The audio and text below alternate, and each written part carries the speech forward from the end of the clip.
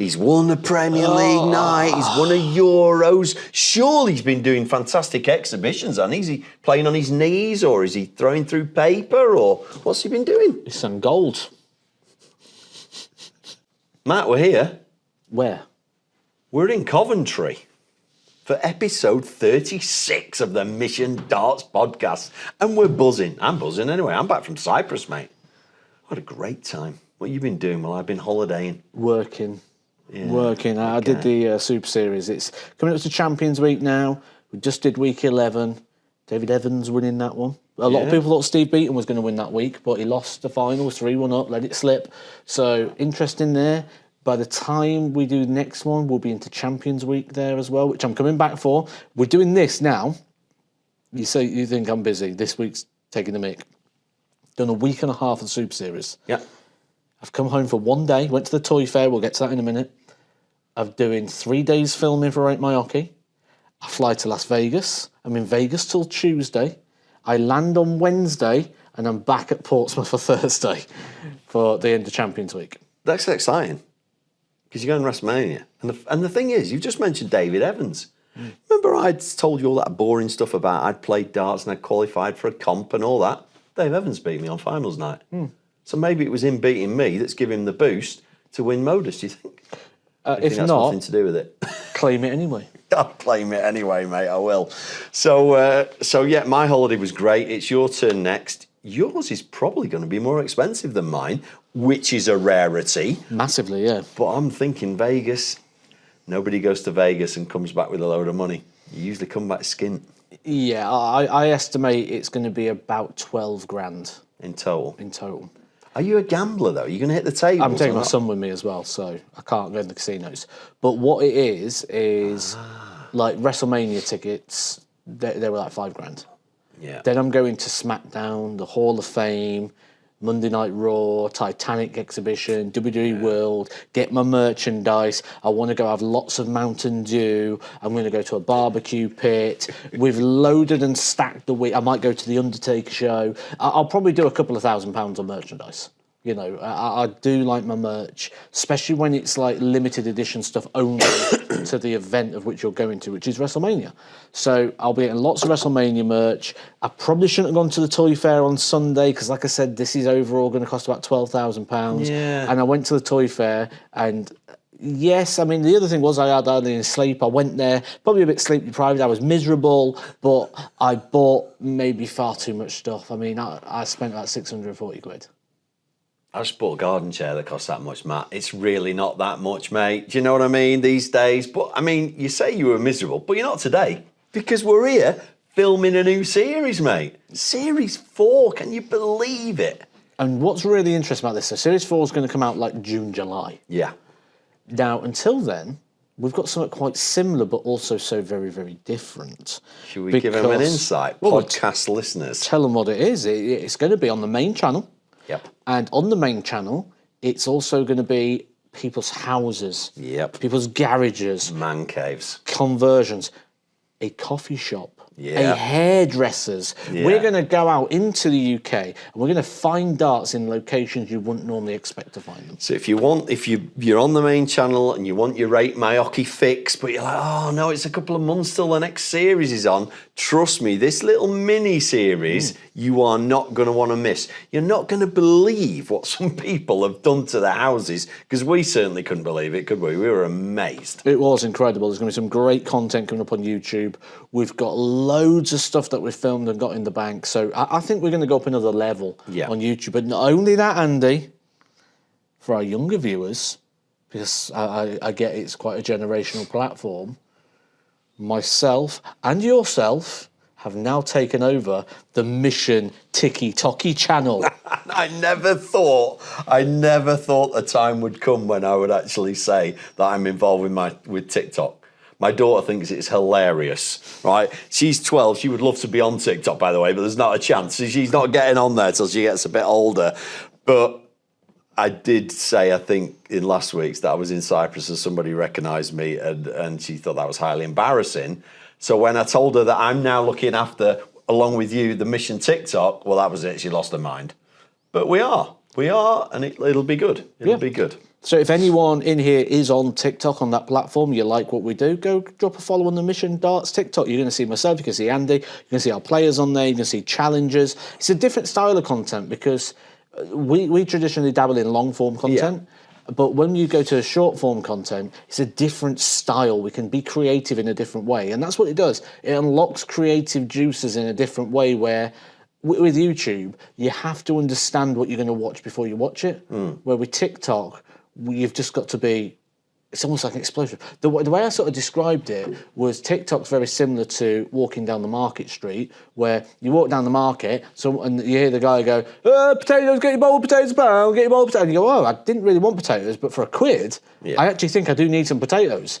But if you walk into Tesco's, you'll probably walk past the potatoes because I don't need potatoes today. I've come in here because I know I'm after carrots. So I'm coming in just for carrots. But when I'm walking down here, but potatoes are pound. I'll have some potatoes as well as my carrots. Yes. So that's well explained, actually. To our American viewers, though, can they get TikTok over there? I believe so, yeah. There was a time when I think the America-China thing was... I'm not sure about that. But... I've got a few topics. I've been sat on the sunbed thinking about, stuff that I wanted to talk about. And you haven't got any notes or written on? Oh, no, I have. I've got them all written down here on this piece of paper here. You don't expect me to remember them to. Yeah, there's extra stuff there. I was just seeing what the back was, seeing if you revealed something. There's a question. I'll start with that as you brought it up. Okay. There's a question from Ivan Fletcher that's come through to YouTube at missiondarts.com, where you can send us an email with your questions, your suggestions and comments, etc. And he said, do you think a darts manufacturer's four-a-side competition would work? E.g., 4 players from each darts company, i.e. Mission against Target, against Red Dragon, against Winmouth, against Harrows. Singles matches, double matches. If so, who would be the 4 Mission players? Now, obviously, we can't choose our pro players, so I don't know whether you get in or not. Do you get in as a content creator, but you're not really a player, are you, these days? I haven't picked my darts up for 3 months. Right, so you can get in as a content creator. I can get in as a content creator. Daryl Fitton can get in because he doesn't play anymore. I'm liking our first 3. Would we win? Or has anybody else got lots of ex-players? It's not even that. We've got a few players on the Challenge Tour, haven't we? Got some good Challenge Tour players. Yeah, maybe they'd be classed as pros. I don't know. I think if we class it as people that aren't actively playing, which you and I aren't, Daryl doesn't really anymore. I know he does the World Series every now and again. And I think our 4th, I think we'd pick either Steve Reed, who's a county player, or Glenn Miller, who's our guy that looks after the machines and the printing. He's an ex-county player. We'd have a serious team there. Let us know in the comments if you know any of the other manufacturers that could beat that team. I don't think anybody could. So thanks for that, Ivan. I thought it was a really good question and why I printed it out and read it out. Now, I want to talk about Premier League, Matt. Why do we never talk about Rob Cross? I don't think he's ever come up in conversation. Is he that boring? Not everyone can be a headline. And sometimes people just exist and are excellent, they're elite. But West Ham, great football club. Nobody ever thought so. I tell you what, let's do this then. Let's do this, right? Let's write down the Premier League players. So we've got Luke Littler. Yeah. MVG, join in at home on this one, by the way. This is going to be a great game. Humphreys. Nathan. Nath. Cross. Price. Doby. Bunting. That was easy, wasn't it? Right. What we're going to do is we are going to assign all these players a football team. Oh, so, for example, Luke Littler would be Man City. Yeah, they're not having the greatest year, but they are the big club in the UK. Even though they're not probably going to win the Premier League this year, they're still the top team, really, on reputation, value, etc. Bunting is Leicester. Leicester? Wins the Premiership once and then disappears. He won the World Championship. He's won a couple of tournaments recently, and then he disappears again, and then he comes back and wins, and then he disappears. I mean, I'll give you one there with Leicester, but I mean, I think a bit harsh on. Well, we are filming Rate My Oche, so I am being harsh, Andy. Who's your next one? Michael van Gerwen is Man United. Once the glorious, unbeatable side, now quite vulnerable. Wow. Well, then at Humphreys, he's going to have to be Liverpool. Because no matter what's thrown at him, he bounces back and wins again. You know, Liverpool will lose to Fulham and then they'll come back and beat City 5-0. They're kind of like, this season is just amazing, and that's Humphreys, isn't it? I've got one. Nathan Aspinall is Brighton. Because he's one of those people that get written off all the time, but can burn the very best players, could win from anywhere. They could win 4-0, they could lose 4-0. You're never surprised. Nothing. They could beat Man City 3-0 tomorrow and you go, oh, Brighton won. Or they could lose 3-0 to Southampton and you go, oh, Brighton lost. Nothing's like, there's no real shock value either way round. So Nathan Aspinall is Brighton. All right, then I'm going to go Rob Cross. Rob Cross is Nottingham Forest. Oh, yeah, good shout. Because they're right up there, but nobody's really talking about them. Yeah. Nobody cares. Like, they're one of the best teams in the world at the moment. I think they're like third in the Premiership. Nobody cares.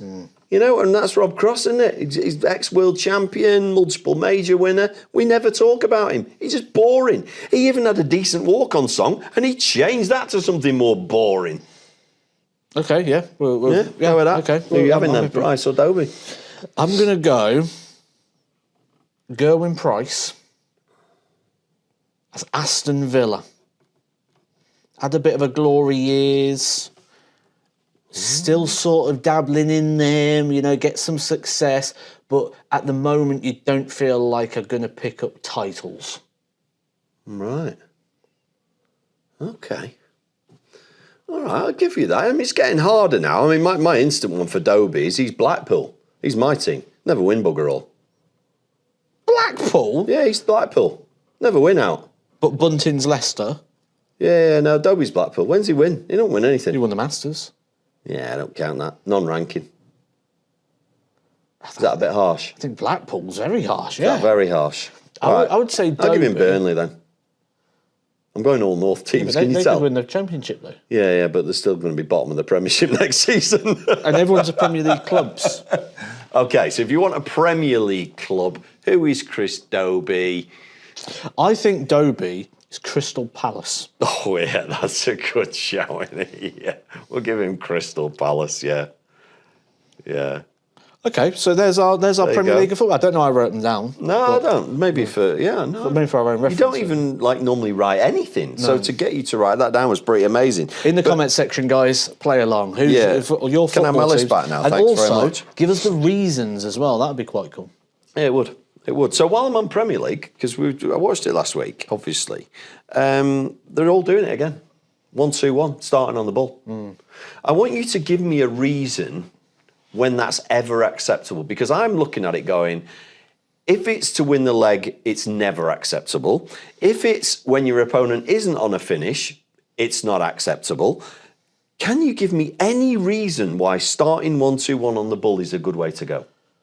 I think the only way you do is if your opponent's not on a finish, it heightens the chance of leaving a double at the end rather than risking leaving the ball. And I think it eliminates the factor of 61, where do I go? But I don't personally agree with it in any way, shape or form. Well, I watched Rob Cross do it the other day and he hit a single six. So now he's got 115 left with 2 darts. He's trying to set up, he's all over the place trying to set it up. So, yeah, if you hit the 50, you've still got to hit a treble. If you hit the 25, if you're a double 18 hitter, okay, you could argue, well, I love double 18, so 25, 60. But I just, honestly, I sat there for 20 minutes trying to reason any reason why I thought that was the right thing to do. And I could think of starting on 17s would be better, starting on 20s is better. I just can't. So, and you've almost proved my point. You can't really think of a reason why that's a good thing to do. So, yeah, I mean, Premier League, Bunting, what's he been doing again, Matt? Because this is your rant time. What's he been doing again this week? He's won a Premier League night. He's won a Euros. Surely he's been doing fantastic exhibitions. And is he playing on his knees, or is he throwing through paper, or what's he been doing? He sang Gold. And he didn't even sing Gold, right? He played Gold and then sang along with it. So you can still hear Spandau Ballet. I bet you're impressed I knew that. You can still hear Spandau Ballet. And he's just singing along to over the top of it. Yeah. So it's not even karaoke, because karaoke, they just play the backing song and you sing the words. It's not even a cappella where you just sing. No, he's just going to sing while the song's playing, like you would in the shower. This is just that constant problem that we're facing, where players don't understand how to be interesting. So what they do something stupid. I mean, it's developed a little bit. In fact, we're now getting them singing. But before then, I'm going to wear a silly hat. I'm going to wear a silly mask. Look. I'm going to do... That is not... It's not creative. No, it's not. It's trend hopping. I mean, that's the other thing. So many players now have started TikTok accounts or social media accounts. Yeah. And all they do is they go on there and they go... I'm going to do this filter where I look like I'm falling. I'm going to go on this filter where it looks like I'm being chased by someone with a dagger. I'm going to go on this filter where I rate takeaways. It's trend hopping from trend to trend to trend. It's not relevant. Pack it in. Yeah, it is. Right, so between us now, we don't do exhibitions. I never did them. You did and probably still do, but we don't do them now. So let's think of 5 things that we could do now. If we were top 16 players now, somebody's paid us thousands of pounds, come along to an exhibition, I'm going to throw for doubles on my knees, because I could do that. So that's what I'm going to do. I'm going to hit doubles against players on my knees. What are you going to do? A couple of things I really love. One, I love the shot through the paper. Yeah. Love that shot. Looks great, easy to pull off. Yeah. It's one of those things. What you want in an exhibition is something that looks really difficult. It's actually quite easy. Okay. Because it's the effect. Yeah. What you don't want is things that are really difficult but hard to get right, because you're constantly going wrong. It makes you look silly. Things like doubles. Yeah. Triple doubles. You know, weird sort of quirky shots. The thing that made people go, wow, I did an exhibition down south. I wanted 154. I went 54 ball. Yeah. And you pull it off and then you leave it. You don't do it again absolutely, then. Yeah. I used to throw from 9 feet, so I let the you know, if I'm just messing about down the local, you throw from 7, 9, I'm going to throw from 9. I'm going to stand a foot and a half behind you and throw. I can actually do it. I had a couple of hours practicing. I can do it because of the way I throw my darts. Again, somebody, right, I'll take you on, mate, but I'm going to throw from 9 feet. It's something a bit different. Through the paper, double, on your knees. It's different. Use your opponent's darts. Yeah, as opposed to, shall we sing Angels? I mean, what? I know we've gone on about it a lot, man. I know you kicked this was your rant, but I've joined in now because it's a flipping joke. And they're charging a lot of money, man. Wayne Mardle, dart in the mouth. Poof. Yeah, that's amazing. You're paid to watch it? Yeah. Do you want to watch Wayne Mardle hit a treble 20 out of his mouth, or do you want to watch Stephen Bunting sing Gold? Yeah. Yeah, exactly. So, and talking of singing, something I've never Hang on, asked you. I'm going to go on one here because I'm going to give a shout out here to Mission Zone Alan Suter, who was trending on TikTok very recently because he took out a 50 finish. What he did, I can demonstrate it here. Hopefully I'm in shot. Okay. Do you want to go? Do you go look at the camera, see if I'm in shot? All right, yeah. We've never done this before, no, so let's try that. Am I in shot? You have to just squeeze down a little bit. That's it, right. yeah. Okay, what he did is he went like this and he threw one dart like that, right? Then he moved over to the oche that was on the board next to the one he was throwing at, and he took out 50. So the one where he did that, big 18, and then from the side, double 16, from a different oche. That is a moment. Everyone goes home and goes, I've watched something special. Yeah. I've watched something that Auntie Shirley down the dog, she can't do that. Yeah. I've watched something I can't physically perform. That is worth the price of admission. Yeah. And I also know he does a bit of a bullseye game show, and he makes a night entertainment. Yeah. But that's what an exhibition is. It's not, Phil Taylor was famous for, I just want to beat everybody in the room. Oh, God, that's entertaining, Phil. You know, it's like, that's not why people are paying to go to an exhibition. Otherwise, they'll pay and go and watch the Premier League or the World Championship. They're paying to see something a bit different. They want entertaining. So, yeah. By the field of which they've gone. If I'm going to Las Vegas. If Penn and Teller are still performing, and I go watch Penn and Teller, and I go in and they're doing some keepy-uppies, I'm not happy. I'll be like, come on, Penn, give us a trick, you know. I don't want to see him do keepy-uppies. I don't want him to start doing some artwork and start drawing me. I didn't come from a portrait, Penn. Teller, get him told. Get some magic done. You know, it's like that. Yeah. You know, if I go to the Titanic Museum, I don't want to see the Premier League trophy. No. Like, I don't want to see Stephen Bunting in there throwing darts. Oh, you don't. You want to see? I've come to see Titanic artefacts. Yeah, you have. Yeah. If I'm going somewhere, I'm going because I want to see someone perform to incredible heights that I am parting with my price of admission to see something I'm not going to see every day. Yeah. Yeah, I totally agree. We've gone on about it a lot, and yet it's still going on. And like you say, it was nice to see Alan Suter trending because he's doing something different. Yeah. Doesn't matter that he's not a Premier League player. The guy's putting in the effort. Pay your money and go and see him. You're going to have a flipping great night out, aren't you? You're going to come away, like you say, oh, somebody's got the mobile out. Oh, God, I can't wait to share this with my mates. All the lads that play in the team, I'm sharing this. Look at what Alan Suter's just done. As opposed to, here's Bunting singing Gold. Yeah. And they're like, I prefer the Spandau Ballet version, really. Just take him off the singing. No, you got the Spandau Ballet. Well, yeah, you just sung along with it. Just need to cut him off. So, it's not just him, is it? It's not. Do you know what you're holding there? Well, I was just thinking it's a pen's pop, no? Oh, I thought you were going to say I'm holding a pen. What's the reference there? Those of you from the other channel. You like messaged me that. That is my favourite moment from last series. I'm holding a pen. Yeah, you were. So, staying on darts, and obviously we'll go off darts. I know this is a darts podcast. If you're new to it, we usually go off topic. Who's the player that you would have liked to play and you never did? I think I played everyone I'd like to. Did you? Yeah. I don't think there's anyone I'd like to have played. So therefore it has to be from a bygone era then? And I'm going to play ignorance a little bit here to suggest that I always find it hard when you cross generation because to me I don't have the emotional attachment of a Leighton Rees, for example. Okay. I can appreciate what he did. Yeah. But I don't look at that in a way of going, that's something I wish I could have been involved with because it wasn't my generation. What about a Bristow or a Lowe or a Bob? You played Bristow? Yeah. Right, so I'm really good at asking you questions that you really haven't got an answer to. And that's like my perfect to that, because mine was going to be Dennis Priestley.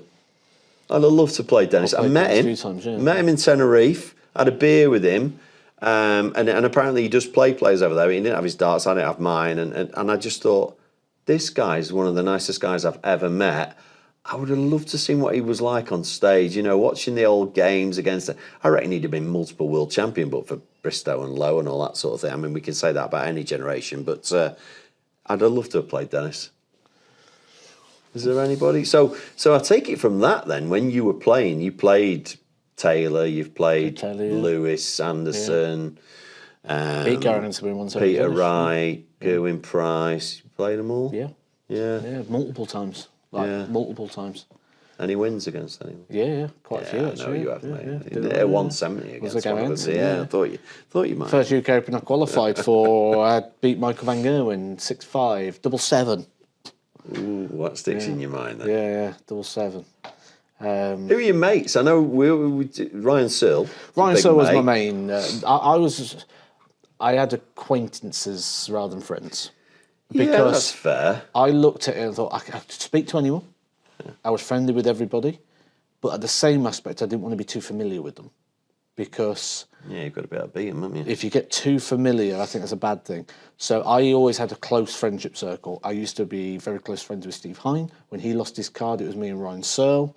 If I was ever to go back, I don't know. It'd probably be Ryan that I'd probably be. It's an interesting one, Matt, because I was looking the other day at all the Pro Tours that are going on and the amount of mission players that are getting drawn against other mission players. and I know that they all get together, and I know they're not all mates and whatever, but I was thinking, well, we've got about 20 on tour. It's going to happen every day now. Yeah. You know, so almost like, yes, you're in the same company. Yes, you know, you might live in the same town, but you don't really want to be best friends because you're going to be drawn against each other all the time, aren't you? And it's really hard to get that needle, isn't it? To really get that. I did have it. Did you? Even against Ryan? Yeah. Did you? Yeah. And Aaron Beanie was a good friend of mine. And I remember playing Aaron Beanie. What's his nickname? Has he got baked beans or something? That's like a joke shirt he had, yeah. Oh, was it? Sorry. Yeah. So Aaron Beanie was a good friend of mine, and we played each other down in Modus, and I hit my record average against Aaron Beanie in that environment on the Thursday. We played each other on a Friday, and I hit my record average again, beating my own record average, both against Aaron Beanie. So lovely. my top, and we were sharing a room together. But because we were sharing a room together, I was like, I want to beat Thor now. I'm not having him like beat me and then share a room with him tonight. Like, that's not happening. So it gave me such a kick, and it always happened that way. I think every time I played Ryan, when we were sharing, I think I was beating him for that reason, because I don't want to share a room with someone I've just lost to. Yeah, you don't want them taking the mick all night. Yes, do you? exactly, because there is that little bit, like, you know, the banter. You know, it's like when you go to, we're in the snooker hall now, like if we were to play pool tonight and we were to play our second game and I won, I'd be like, loser sets them up. You know, those little jabs all the time, they're just like, you know, like when it's shower time in the morning, winner should go first, you know. There'd be all those little jabs all the time, and I don't want to be on the receiving end of those. They're all tongue-in-cheek, but like, I just couldn't deal with that. Yeah. So, remember we had Mike DeDecker on? And He didn't lick a battery. He didn't lick a battery. That was you. I've got a question for you. You ever stood on a plug?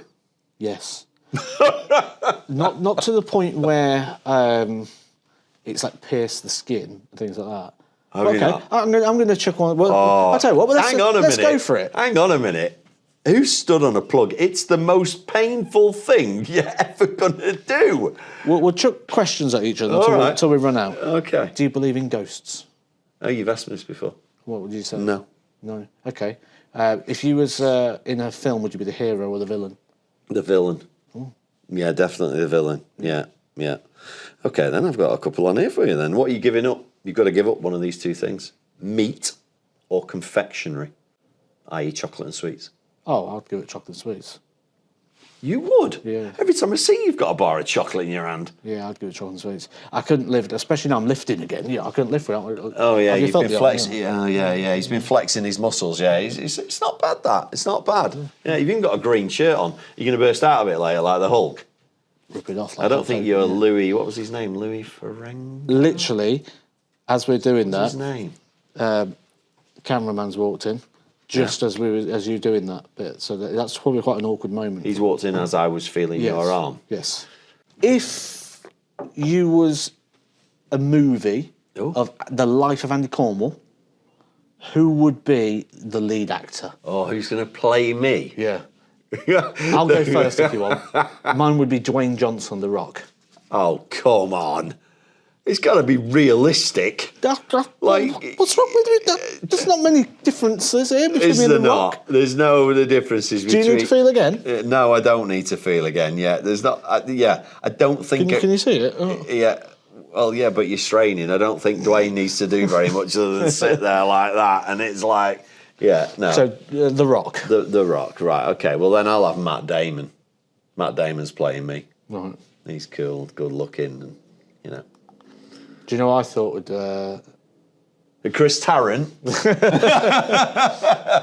for those of you, somebody's been mentioning in the comments that I have a favouring of Chris Tarrant. So there we go. And he's older than me, which is, you always want somebody, if somebody says, oh, you look like, you always want them to be younger than you, really, don't you? Not like 10 years older. That's not a good look, is it? But that's working with you for a year. Got any more questions in there? Yeah, what's your favourite song? Oh, do you know what? I don't think I've got a favourite song. Yeah, I don't even have a favourite genre. Everybody's got one. I don't even have a favourite genre. Right, I'm going to put the jukebox on now, Matt. What do you want me to put on? I won't even be bothered. I'm not that bothered about music. To me, music is a reflection of the atmosphere, a reflection of the ambience. So if I'm at the gym, I don't want to be listening to a bit of Leanne Rimes, How Do I Live Without You, do I? But I wouldn't mind that. So what would you have on at the gym then? Motorhead. Should I look? Is it dance music? Is it rock music? He's getting his playlist out now. God blimey. I'll see what I've had on today. See what we've had on today. So, I've had, I don't know how to say that one, but it's L'amour. So you've had music on that you don't even know. That one.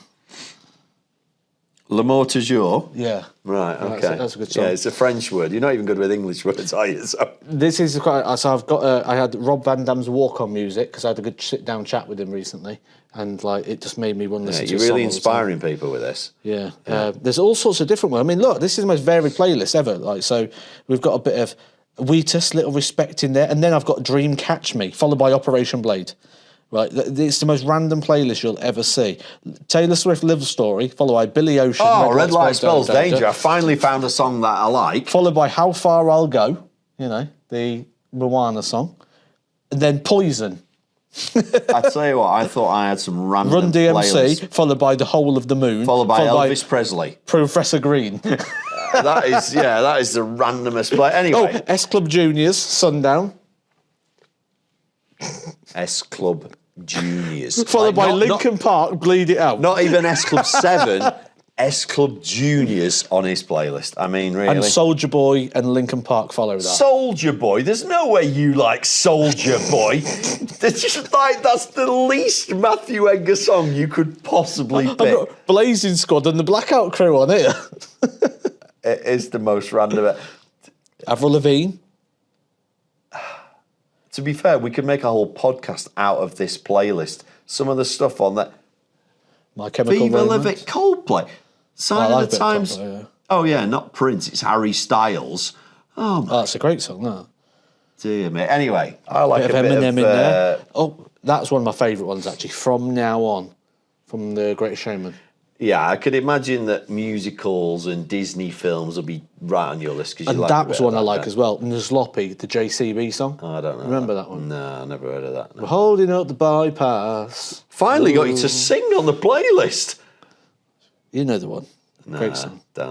I don't. I really don't. Anyway. Tell me when you've had enough of Yeah, I've had Silliness. enough of it because it's absolute garbage. My favourite song's Hotel California there's by one. the Eagles. Much more sensible answer. We've not had to go through S Club Juniors. I reckon if you look at Andy's... Bang, bang. Is that Bang, bang, you shut me down? No, bang, that's bang, bang, into the room. Right, God. I reckon if you watch Andy's face here while you read this one out, I think he's going to be surprised that's on my playlist, but he's going to like it. A Certain Shade of Green. By... Incubus? I don't know it. See? Never heard of it. I knew that. I knew that'd be an Andy song. Yeah. Right. Yeah. Goes back to the wrestling days. That. What was your walk-on song again? For. Darth. Roger's Feeder. Oh, but Roger's Feeder. And then I switched it to a new song, and then Ross Smith used it like a couple of weeks later. So I was like, oh, can Well, when I make my comeback, which is obviously we know never happening, but mine's going to be Live is Life by Opus, which was originally meant to Silliness, but he changed it, didn't he, to Simply the Best or something. I don't know what he... So I'm having Live is Life. I love that song. Always makes me feel happy. And the guy get the crowd crapping along. Now that'd be an interesting walk-on, wouldn't it? The crowd are crapping along instead of clapping along. Do you know the big problem, though, with this plan? Yeah. You need a stage to walk onto. Yeah. And to get to that stage, you've got to win some games. Yeah. That's the big problem. So what's the next category? Yeah, unless they do an invite for old gits. Or maybe they do a content creator classic. Yeah. And we get on that. Oh, hang on. Have I got another question? And I've got one for you. A sport that you've never played that you think you'd be good at. Oh, got you thinking now. Do you know what? When you say never played, could I have just played it at school? Well, not if you played it like 50 times, because then you know if you're any good. Do you know a sport I'd love to do? I'd just love you to answer any question that I actually ask you. I would love to play lacrosse. Right, so we've changed it from sport you've never played that you would be good at to Matt's changed the question to I'd love to play lacrosse. That's far too posh for you. Croquet instead? Right. So I reckon I'd be decent at rugby. I played it at school a little bit. Okay. Got called up to the school team, but never really wanted to play Have you ever it. shot? Like clay pigeon shooting. Not clay pigeon shooting, no, but I've gone rifle shooting. I think you'd be good at that. I've gone rifle shooting before. I'll tell you It's what. the Actually, hand-eye thing. No, true story. I got a true story. So I took my son shooting. Right. Right, and we're in these shooting lanes. Yeah. I've got my gun. I've got the sight and everything. And remember, I'm practically blind in this eye. I can't see out of this. Yeah, one. yeah, that's right. So my sight is actually off quite a bit. Yeah. So I'm shooting. Done my shot right. Thanks for the noises. I didn't know what shooting sounded like. You pull your target back on the reel. I pulled it back. The target's clean. I'm like, what's going on here? You've missed it completely. So I put it back again. Tommy's gone up to do it as he's shooting it. And then they've pulled the one next to it. I shot the person next to me's target. True story, right? They've pulled it back. And then the guy's gone, Dave, how many bullets are in that gun? And he goes, I only got an 8 round. And he's like, there's 16 holes in this. Completely obliterated. 16 holes. You're shooting his target. And I'm like, Sim. For audio listeners, I blamed my son. I'm like, sorry, it's his first time. Oh, that's harsh. And I guarantee you, next time you see him, tell it and he'll tell you all about it. It's like, oh, he threw me under the bus. He said it was me. I'm like, blamed him. Do you know what? I've always wanted to have a go at archery.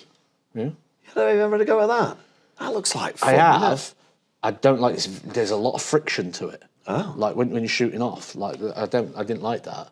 Right. Yeah. So. I mean, the sports that you try, you're absolutely useless at. Like I tried water skiing. Okay, right. I'll tell you what. Awful at it. What we'll do. I'm going to assign a sport I think you'd be terrible at. You assign a sport I'd be terrible at. Yeah. I think you'd be terrible at MMA. I think you'd get in there, you'd get into the fetal position. Is that wrestling? It's like mixed martial arts. Oh, Christ. Yeah, exactly. You'd get in there. I tell you what, right, here's the thing. I'd be all right at sumo. There is no more defining moment in your life and a moment which just consumes your body in a way that you will never understand unless you've done it. And it's the moment you walk into a cage, right, and they close the door and they put the handle across. Because the second, and I watched that every time, and the second that lock went across, you know that the next time that door opens, you've either won or lost. There is nothing that triggers your mind more than watching that moment. Yeah. Because when that goes, you're either going to tap someone out, get tapped out, or there's going to be a knockout. There's no other way. So when you see that, I can't describe it. Like, it is such a moment of, like, is it euphoria? Is that the word? Where, like, everything about you just leaves your body. And you feel it happening. You feel it. Like, you become something. It's weird. It's a weird moment. I'm going to have to go sport. Can I use a pastime? Or is it going to be a sport? Because I've got a pastime to come straight to me. I think you'd be terrible at chess. I don't know too bad at chess. I know what everything does. All right, then. In which case, my second choice was snooker. Oh, I'm terrible at snooker. Oh, I've got that one right. I think because I'm trying to think of games that you need patience. Because there's one thing you're lacking in is patience. Like golf. Matt, should we go for a game of golf? How long is it going to take? 4.5 hours. Get me out of 4.5 hours. You're joking. I can get up Everest and K2 in 4.5 hours. No, I'm parachute down. That's you, innit? It's like. I mean, I've done Andy's head in a lot actually recently because, like, when we're trying to plan this year, there's so many things. So next February we'll do. And you're like, Matt, it's April. Can you pack it in? We've got a list of 100 things to do between now and January, and you're talking about next February, and you're wondering why. Yeah, I got a bit mental. So my final biggie for you was, you can do one of these two things. You can play in the world final against any player you want, or you can be in the ring on finals day of WrestleMania. I don't think you understand how WrestleMania works, do you? No. No. No clue. No clue. Absolutely zero. Have I just asked like an impossible question? Yeah. Right, okay. Well, all right, let's just say you're involved in WrestleMania, or you can play in the world final. You can get in the ring with any wrestler of your choice. I would, nowadays, I'd take the WrestleMania. And who would you get in with? And the reason is because in those 10 to 12 minutes, I would be able to be creative in a way that I could make something I would be proud of, where the other is a live sporting event where, I mean, it's probably quite negative to say like you might not do yourself proud or, it'd be an amazing experience. But on the other hand, I've already experienced that as well. Not the world final, but the world championship stage. Yeah, of course, yeah. So yeah, so you've already played in front of a lot of people. And it's very restrictive. All I'm going to do is throw darts, take them out. That's pretty much it. I've not got an opportunity to be creative to make something where people haven't seen that before. People have seen 100 average before. They've seen the 90 average, seen 105. The only differentiation there is what standard do you play. And with the wrestling, there's so much more I could do. And there's so much that you could be creative with and make something that people go, that's the first time I've ever seen that. Right. Something I've thought about since last week's podcast. Something you mentioned, and I've thought about it since, and I think you might be onto something. We were talking about playing left-handed and right-handed, because we got into talking about some people were left-handed and that sort of thing. And the question that gets asked a lot is, what happens after Luke Littler? Because we've had Phil Taylor, 100 averages. We've had Luke Littler come along. He's hitting 9 darts like it's ridiculous, 100 averages. What's the next level? I don't think it's somebody coming along averaging 115 every time they play. I think it's somebody that can play with both hands. I think it could be one of 3 things. Okay. Both hands. All right. Quality female player like Bo Greaves, who could legitimately compete at the top 16 level. Okay. Someone like that. We've had good women players before who could compete roughly with it, but no one you could go, they could be a major champion. So that's there. And the other thing is somebody who is beyond the realms of darts entertainment. So somebody who changes the game, someone who understands hooks, someone who understands camera positions, someone who understands how to make an entrance. I'm not just going to walk on stage, throw my arms out to the side. So you're going to like a wrestler, but with the darts ability. Somebody who, if you won't know, I'll show you this later, and the viewers, some of them might know. Someone like Finn Balor, right? When Finn Balor does his walk on, name. Great name. He does his walk on, and at a certain point in his song, he throws his arms up, and everyone knows at that point of the song, Finn Balor is going to throw his arms up, he'll turn around and do the same. And as he does that, the house lights go up, and everyone in the audience is going with him. All right. The second we get that, darts goes somewhere else. The second we get to the point where I know how to interact with the performer and to join in with this moment that we can all share together as a crowd member and with the performer, that's when we're laughing. But at the moment, there is no way that I can relate to the talent other than when they go, let's get louder. I can't hear you. All right, so a couple of questions out of that then. How big can darts get, Matt? So until we get that bit, it's capped. Okay. I don't know if I agree with that or not. I think for me, one of the big countries has to get involved. So it's either got to go America, China, or Russia. It's got to become their number one sport. And then it goes mental. We're forgetting how big darts is now. It's still predominantly the UK, Matt. There's only 60, 70 million people here. How do you get into America? How do you get into America where they've got travelling shows like the WWE, the wrestling, that's this big performance, I can go and enjoy it and relate with the characters, to this thing where I feel a bit awkward watching this player like throw his arms out. But I can play darts at home. I can't wrestle at home. So the sports to compare there are different markets, I think. But you're talking there about relatability. It's a bit. And how much do you need to be beyond relatability to the fact that I find that relatable and that's something that's just not achievable. I'm going to watch something extra special. I go to the circus because I'm going to watch people do things that I just physically cannot do.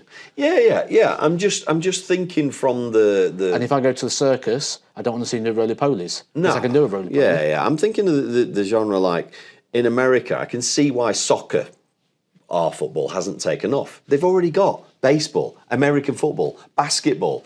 you know, huge things that they already follow. Why should they be interested in soccer? They've got all that. But what has America got as a home sport? Something that everybody can have a go at home. I can't think of anything. So there's a massive market there. And it doesn't have to be America. It can be China, Asia, it can be Russia. One of these huge countries that have got billions of people. You know, could it happen? Then do you rely on patriotism? Because to be honest, like, I don't really care where a player comes from. It don't bother me. How patriotic would they be in something that they're not too bothered about? Like, let's say, for example, England went and won whatever the equivalent of the World Championship is in tennis. I wouldn't be bothered because I'm not bothered about tennis. Yeah, you're not bothered about tennis. And I'm not overly patriotic. So I think you need bigger rivalries. But actually, I can tell you one snooker incident, and that was that. I'm not going to try and pronounce his name. I can hear it in my head, but I don't know if I can say it. And he did the interview, and in the interview, he was like, "Congratulations, me!" And he was like, it was a great interview. Oh, okay. And that made me interested in him individually. Okay. And that's what we need. We need somebody who you're going to be interested in, and that's good or bad. It's got to be, I'm interested in him because I find him something I can engage with, and I like watching him play, or I think he's an absolute Belmont, and I want him to lose. So it works both ways. Something we talk about a lot, the strength of English players and the World Cup. I like it as an event. I look forward to it just because it's the only one of its kind. But let's be realistic. We do this a lot on the channel. We take apart darts tournament. How could we make them better? There's only 4 or 5 teams in the World Cup can win it. So you start off with 30 teams, but there's only 5 can win it. There's no way Latvia can win it. There's no way Finland can win it. Gibraltar, it cannot happen, right? You know, so change it. Let's have a tournament, England, or no, Britain versus the rest of the world. So in golf, you've got Europe versus America, the Ryder Cup. Probably the biggest tournament in golf, comes along once every 4 years and gets an unbelievable amount of people watching it worldwide. So it grows the game both sides. Why not have Great Britain, team of 10, against the 10 best players from the rest of the world and create a rivalry? And then you might get the #1 player from America, he's in the team. The #1 player from Finland, he's in the team. You know, you've got these 10 from around the world. Would that excite you to watch that or not? Me, no. Would it not? No, I wouldn't give a damn. Because you're not that patriotic about... No, I don't care about where a player's from. I just want to see players play to the best of their ability. I don't care where you're from. Right. So that don't interest me. All I ever see it as is it's a world system. Yeah. Just be top of that. It doesn't matter if you're from Finland, Iceland, England. You know, it's. And I know we talked last week about it's difficult for, you might have a phenomenal player in New Zealand, but it's very difficult for them to join the tour and there's that. There's got to be some great players in America, surely. It's that vast. There's got to be somebody playing in his garage now that's thinking, I'm not bad at this, but I've no way of getting into it. You know, I'm not going to go and relocate to England. I like living in Florida where the sun's shining every day, you know. Do you believe in aliens? Right, yes and no. So, do I believe in there's other beings from other worlds? Absolutely, but not a little green man. But not a little green man in a spaceship that flew past last night. Did you see him? Did you see him? Yeah. He's flown here from 20 billion light years away, but he thought, I'll make myself visible. I haven't got invisibility yet. No, absolute nonsense. There was that thing in the sky, wasn't there, a couple of weeks ago, and they're all, wasn't that over Birmingham? Did you see it? No. Yeah, there was some big thing came through the sky, big light, and it looked like an S coming through the sky. Those people have filmed it. You have to go on YouTube and have a look. Do you think that there's a chance that somewhere there's a similar conversation going on right now? Yes. Yeah. because the universe is infinite, isn't it? It's virtually impossible, isn't it? Yeah. When you start listening, that is one of my favourite things, is to listen to, is he called Brian Cox? He used to be a singer we're talking about. He was in Heaven 17, I want to say. Brian Cox was in Heaven, I think that's the thing. And when you listen to him talking about how big the Milky Way is, how big the universe is, it's impossible for anybody to imagine. So therefore, there has to be something else going on somewhere, but it's that far away. Are we on conspiracy? Are we on weird stuff? Because I've come up with one this week. You know, when you're sat on the sunbed thinking about all this. Right, I've got weird one for stuff you this in week. I think really works out. Yeah. No, I've got one for you this week. Right, so let's just check we've got time for it still. We've got about 5 minutes. So let's just imagine, in the year 1925, we've just come out of war. We're only just about got cars. I think maybe the first aeroplane's just about flown. Most people are still travelling around on horseback. Right? Think about how the world was in 1925 compared to now, with the internet, AI, going to space. Like 100 years, we've gone from, we don't really know how we're going to get about. What a rocket! Like it's 100 years, it's gone crazy. But yet we're going to say, 2 million years ago, we were walking around with dinosaurs. What? But we hadn't. So it took us 2 million years to invent a bloody motor car, but yet in the next 100 years, we can send people to space. That's nonsense. I don't think we were here then. I think we're like a couple of thousand years old. Okay, do you know, I've got a theory on this. All right. I've got a theory that we originate from somewhere like Mars, because apparently it could be habitable, couldn't it? Things. And I think we messed it up. So we messed it up and relocated here, and then we had to start rebuilding everything again. And I think once we messed this place up and we've got it up to the point where we've global heating and everything, and we've ruined global heating. That could be a new company. That come knocking on your door. We're from Global Heating. I think we'll go somewhere else. And I think at the moment, the reason we've got this thing where we can fly elsewhere is because this planet has a time zone before we destroy it again. Love it. That sounds like a really good And when you get to this said planet, you're not going to be able to transfer everyone who understands how to make this stuff, are you, to the planet? So by the time you get there, you've got to rediscover all this infrastructure again and start it all over again. Do you think we'll still be here? I mean, we're not going to last that long. No. So I don't really care. So on that note, thanks for watching the Mission Darts podcast, where Matt and Andy tell you their conspiracy theories every week. No, thanks again for watching, guys. Make sure you hit the subscribe button. We'll be back next week with episode 37. We're heading nearer and nearer to that 50. Matt's still reading through the list of topics that we've already done. So thanks for watching. We'll see you next week.